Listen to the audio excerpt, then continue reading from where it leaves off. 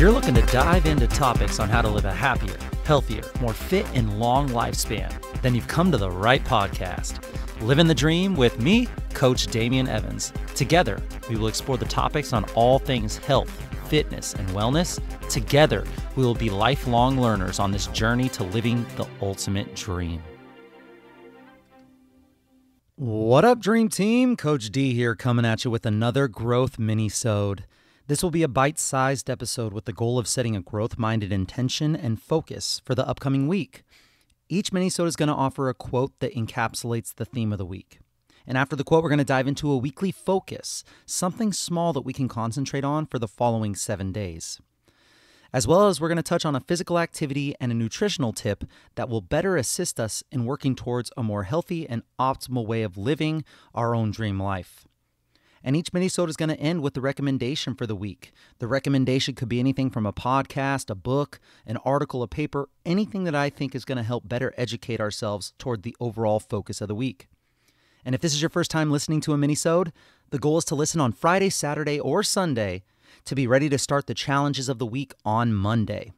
So listen to just one mini-sode every week, and as that week finishes, move on to the next week's mini-sode. I mean, you can start all the way over at mini-sode number 1, or you can join up with the team right now. These mini-sodes will only be as beneficial to you as you're willing to make them. So if you're playing along with the weekly focuses or the physical activity and nutrition tips, it'll help you be much more successful to do this with someone in your life. So grab an accountability buddy and share on your social media platforms the challenges of the week. You never know who is going to be quietly watching and rooting for you, and you never know whose life you will truly inspire just by sharing your journey, both the challenges and the successes. You're going to be far more likely with a support system and a social network to be successful. Get someone that's chasing similar fitness goals as you and do this with them. And as you work on making your life healthier and you motivate your network through your positive actions and your lifestyle choices, the ripple effect, it's unimaginable with who will be touched by you motivating and posting and including others in your journey. So let's dive into this week's growth mini-sode. All right, team, so this week's mini-sode will be the final continuation from the last 2 weeks' growth mini-sodes, number 42 and number 43. I highly recommend, if you're going to follow along with this week's weekly focus, that you first go back and set an intention statement from growth mini-sode number 42, and then spend a week or so starting to create a habit with that intention statement from mini-sode number 43. Once you complete those two, then join in with this week's weekly focus. The original quote we have been working on is from Brendon Burchard, and it goes like this. First, it's an intention, then it's a behavior, then a habit, then it's a practice, then it's second nature and simply who you are. So last week we started on creating a habit, and we discussed that habits take different amounts of time to create for different people. Experts say anywhere between 3 weeks to create a habit, all the way up to 9 months or more. So our goal at this point in time is just to be on that path. What was your goal? What was your trait that you wanted to embrace, or what was your lifestyle change that you wanted to imbue? How have we put that behavior into our lifestyle, set up with cues, hopefully, and maybe even replacing some bad habits in that process? We should be on that path to making that habit change. It's not easy, but it's simple. It's challenging, but it's not impossible. It's not easy, but it's simple. It's challenging, but not impossible. It's going to take time, and it's going to take consistency. Doing our best not to string together 2 or more setbacks in a row, while putting together longer streaks of success in between each of our setbacks. You should be set up for success if that's how you're attacking this. And now, our last step is to talk about the final statements of this quote. Then it's a practice, then it's second nature, and then it's simply who you are. Well, the definition of practice is repetition of an activity to improve skill. Repetition of an activity to improve skill. The ongoing pursuit of a craft or profession. There is also a term out there referred to as best practice. And best practice refers to a method or technique that has been generally accepted as superior to any alternatives. generally accepted as superior to any alternatives. And this is because it produces the results that are superior to those achieved by other means. And usually this refers to the legal system. Best practice refers to the legal system, where it's a standard way of complying with legal or ethical requirements. But for us, we are going to be using our best practice for ourselves and our habits, meaning that we can tweak how we implement this behavior into our life. We can tweak it, and maybe the time of day matters. Maybe who we're with when we do this behavior matters.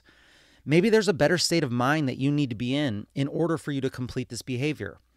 Practice repetition of an activity to improve skill while using a method or technique that has been generally accepted as superior to any alternatives. And the term generally accepted in this definition seems to refer to generally accepted by everyone, but we can spin it and just make it about ourselves, our specific goal, our trait, our lifestyle change that we want to make happen. Can we turn our habit that we've been working on into a repetition that improves while using a method or technique that has been accepted by ourselves as superior to any other alternatives? This will be our practice. So we're going to create our own practice around our habit. Then it becomes second nature, and it simply becomes who we are as a person. And this is exciting. This should be exciting for you. By breaking our big picture goal down into smaller building blocks, we can literally become whoever we want to become. And we don't have to be stuck with traits or habits that don't match our desired outcomes. So myself, I always learn better with examples. After learning the steps and the mechanisms behind a certain thing, it really helps me to dial it in just to hear an example. So maybe you're the same way. Let's take my intention statement and the habits that I'm creating and explain how I plan to make it a practice. Explain how I plan to make it my second nature, and then in turn, simply who I am as a person. So again, from the last 2 weeks, my intention statement is I'm surrounded by kind-hearted, good-intentioned people, and together we make the community a healthier place. My bad habit was getting caught going down the rabbit hole of scrolling through social media content that doesn't benefit me in any way. My cue was when I realized that I'm there. That's my cue to go and reach out to one or more fitness professionals that I see doing things the way that I would like to see the world to be. And then I just want to show my appreciation for their hard work. And then on top of that, I had 1 day a week where I'm going to invest some of my personal time sharing the knowledge that I know or supporting fitness professionals that could benefit from my insight. And I have that time frame blocked off every week and scheduled in my planner. So really quick, think about how can you implement into your own life your intention statement and habits. How can you take my example and shape it into a plan that works for you and your goal? How can you mold your habit into a repetition of an improved skill while using a method or technique that is superior to any alternatives for you? So in order for this to work, I found for myself that it has to be scheduled in. You just have to schedule it. So where in your week are you going to do this? Just like any other appointment that you might have with your doctor's appointment or a dentist appointment or any meetings or calls that you have with your work, when do you want to do your habit, and how can you figure out what the cue is that works and leads you into your new habit? When is that going to happen? And perhaps get a 2-for-1 by using a cue that normally leads into a bad habit that you don't like that you do, and then replacing it with your new desired habit. You must also have boundaries with yourself. Boundaries are so important. What things are going to occur that will stop you from performing your habit? Take those things and have a clear line boundary set with yourself that you're not going to back down from. For example, maybe you want better sleep, but you find that you always watch one Netflix episode and it always quickly takes you into the next episode. And it happens so quickly that you end up binging 1 or 2 shows too many, taking you hours past your original goal. You must have boundaries that say, hey, I'm only going to watch one Netflix episode, no matter what. And if you end up not being able to turn it off in time and you always go into that next episode, then you have to understand that's Netflix's job. That they pay super smart people to make that happen. And you have to realize that maybe you're not at a point where you can overcome that. And maybe that means that you don't watch Netflix anymore until you've created the habit that you want to create. You have to be strict with yourself while also being understanding that it's human psychology and that you've spent so much time wiring your brain to go down that route that it's going to take something a little uncomfortable in order to make it happen the opposite. Maybe you want to stop eating at a certain time before you go to bed. Maybe you want to stop eating at a certain time before you go to bed, but you always end up looking for something sweet right before you crawl under the covers. Maybe in order to overcome this, you have to do something that you normally don't do. Maybe right after dinner, you brush your teeth, and that will deter you from snacking after you've brushed your teeth. Or what I used to do, which I'm not sure how good this is for your teeth, but I would put in white strips after I ate. And that would stop myself from eating too late because it was affecting my sleep quality when I ate too late. So I put in some white strips in my teeth, and that really stopped me from snacking on those other snacks too late at night. Set a schedule, create a practice, set boundaries for yourself. And then lastly, you have to identify as the person who does whatever it is your desired intention statement is. You have to identify as this person. If it's fitness, you're now the person in your network who's the fitness person. If it's eating healthy, you are now the person in your network who enjoys eating healthy. If it's surrounding yourself with kind-hearted, good-intentioned people who spread health, that is who you now identify yourself as, and that's what you do. It's simply who you are. Believe it, live it, and become it. If you need support, we all do. Ask for it, and I'm here for you. So this week's physical activity tip, moving on, is to shift your mindset from exercising to practicing skills. You're shifting your mindset from exercising, training, working out, to now practicing skills. If you've ever watched a gymnast move during a floor routine, it's beauty. If you've ever watched an X Games skier or skateboarder twisting their bodies in beautifully controlled ways, you will grow to understand that movement is art. Good movement requires so much skill, and in order to have that skill, it takes practice. Something like a clean basketball shot like Steph Curry, Ray Allen, Kobe Bryant. A smooth golf swing like Tiger Woods or Brooks Koepka. Watching the most elite of the elite move through their sport, like Roger Federer on the tennis court or like Lionel Messi on the soccer field. It's at the level of art that we can't even understand. And we're all on this spectrum of movement with ourselves, with our body control, our proprioception, our awareness of where our body is in space. We're all on this different place on this spectrum. And then to break it down even more, we're all practiced at different levels with each individual movements, such as squatting, running, jumping, twisting, pushing, pulling. We're all at different places with each one of these movements on an individual level, based on the amount of time we have spent practicing them. So I'll offer an example for myself.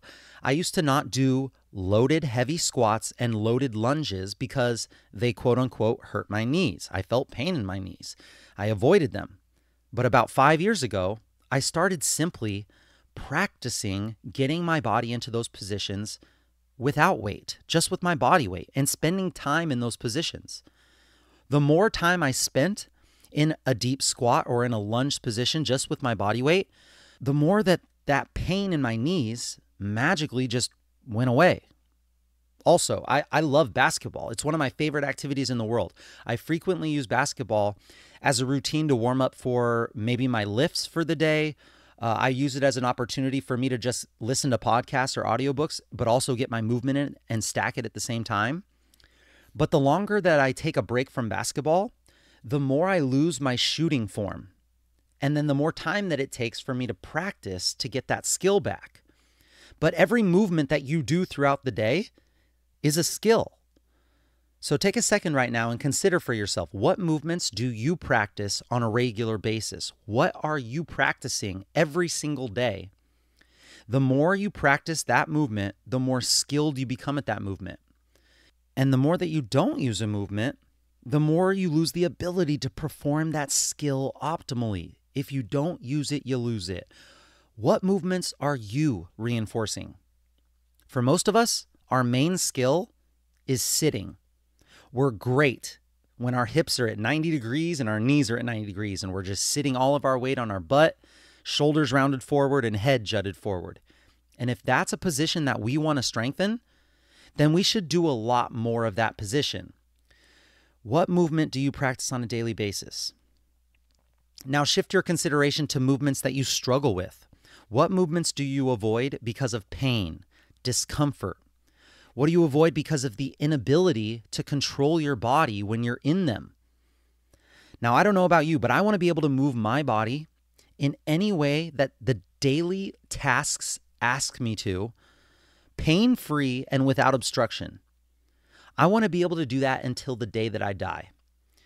Can you sit in a deep squat like we used to when we were little?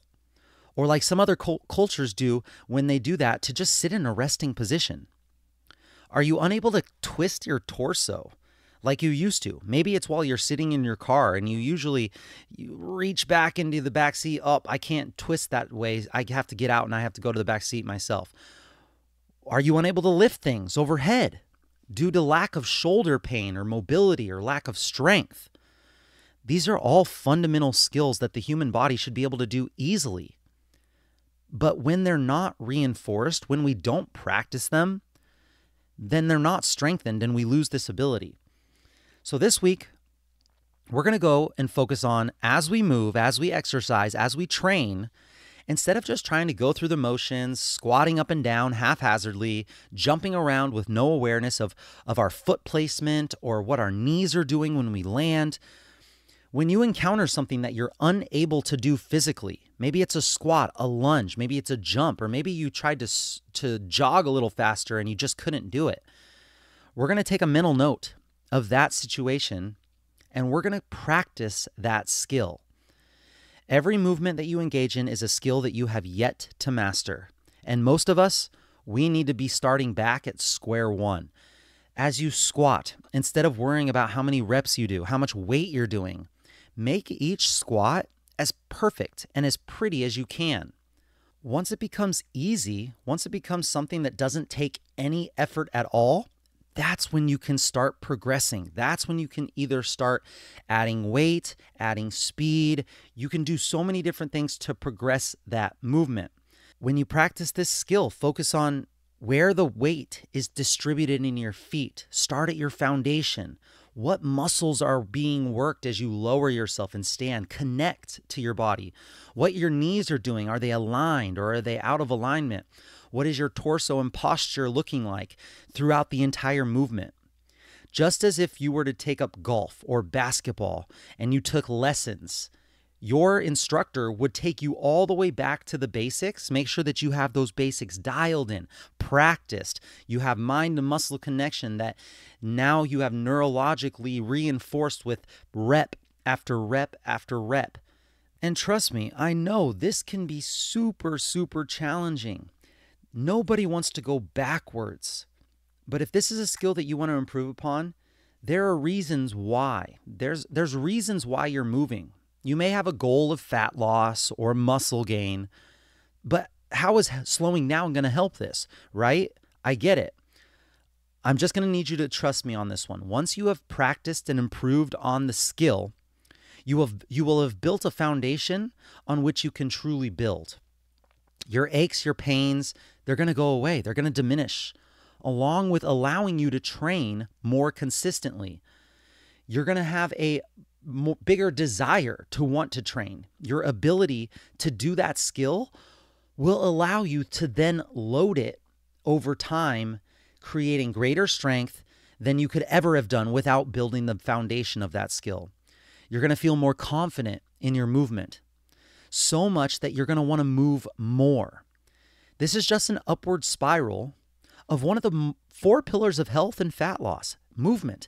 Anytime this week you encounter a movement you're unable to do, find a regression, find the easiest version, master that skill, and then practice it, and slowly start to progress it. I can help you if you don't know how to figure this out. So just reach out to me, contact me through Instagram or email, and I can help you figure out what the lowest regression is and how to start progressing once you master that regression.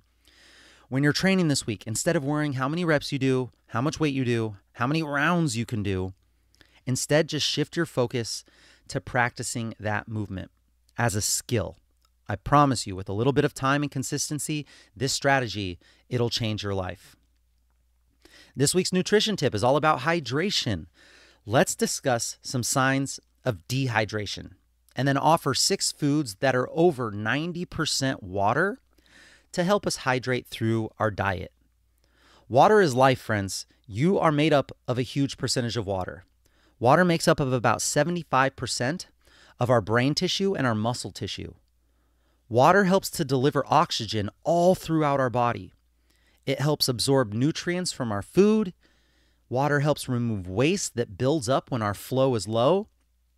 It lubricates our joints to articulate smoother. And it helps convert the food that you eat into the energy that you need to survive. It's vital in every sense of the word. 6 signs that you're dehydrated. 1, you feel lethargic, low energy.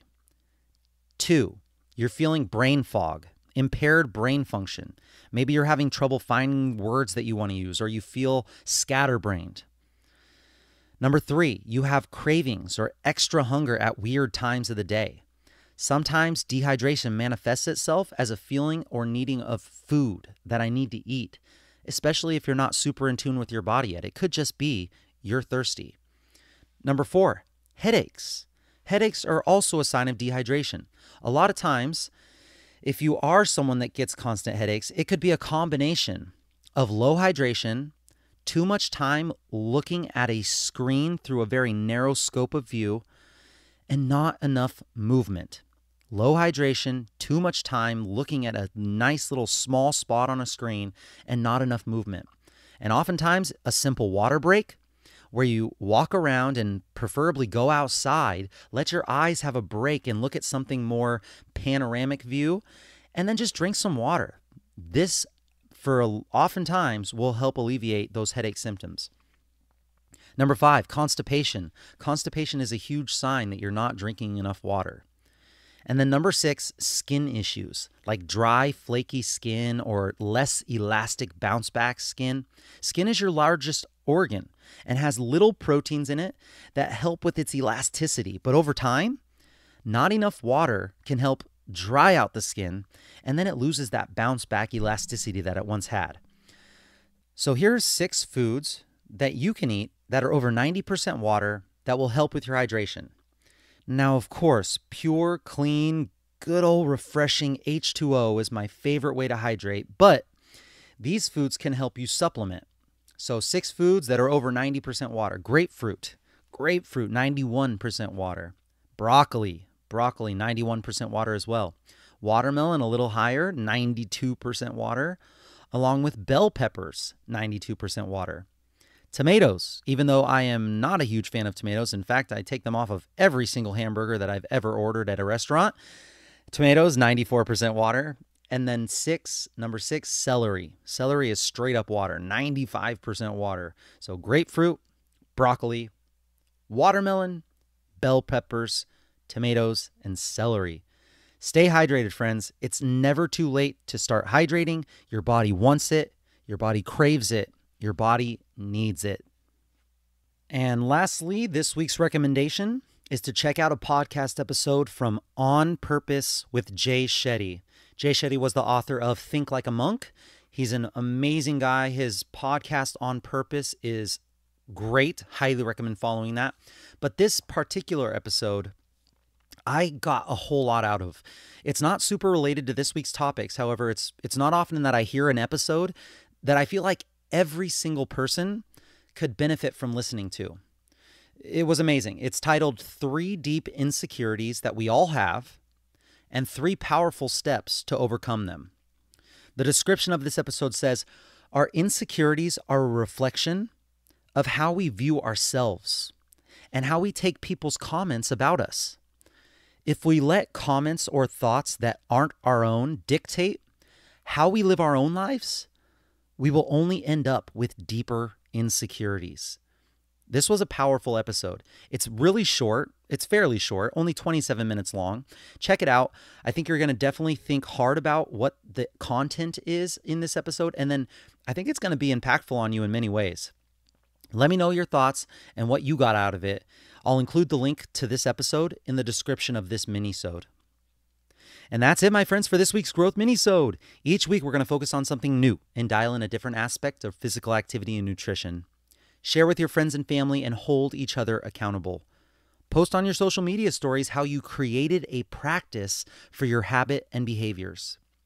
Post a video of you working on your movement as a skill or of you hydrating through your nutrition. Make sure to tag me and share your journey. Let me know if you have any suggestions or tips that will help this Livin the Dream team that I can discuss on future episodes. I will be right here with you working on making us stronger, happier, and healthier humans. Until next time, friends, keep living the dream.